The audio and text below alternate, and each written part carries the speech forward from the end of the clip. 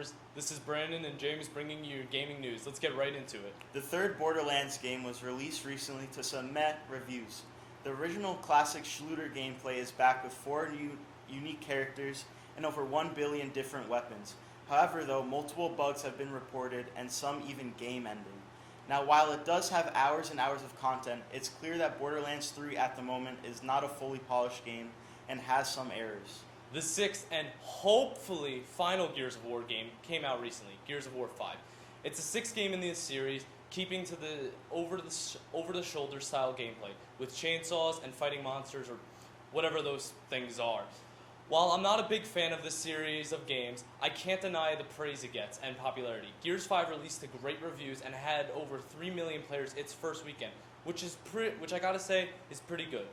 For all you sports fans out there, NBA 2K20 is out now. This is the 21st installment in the 2K series. 2K20 was released to some mixed reviews due to some of the bugs that the game launched with long loading times.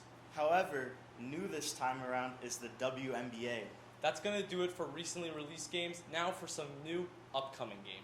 Coming in September is The Surge 2, a dark and gritty action role-playing game developed by Deck 13 Interactive. The Surge was perceived pretty averagely, but The Surge 2 seems to bring new features and upgraded graphics to the table.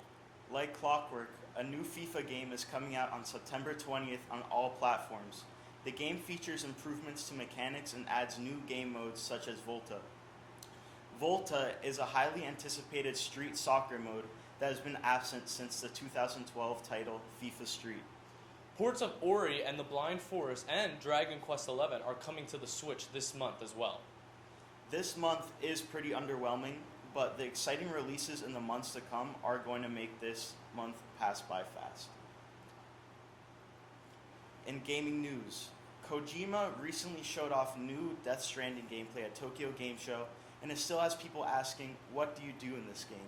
This gameplay showed a deep dive into mechanics and gimmicks, but as the release date gets closer, people are just as skeptical as they were when the game was announced. But Kojima's track record is worth taking into account. He hasn't let us down yet. As the deadline looms, playing Koi is a weird move. And another gaming news, to many surprise, E3 has proposed a complete overhaul of their event structure. Instead of an expo for new gaming releases and reveals, they want to focus on the social aspect. They want a strong focus on celebrities and paid media sponsorships to drive audiences to E3. Multiple major companies pulling out of E3 show floor may have something to do with this correlation in major changes. Alright, that's all for gaming news, and we'll catch you next time on North Drive Live.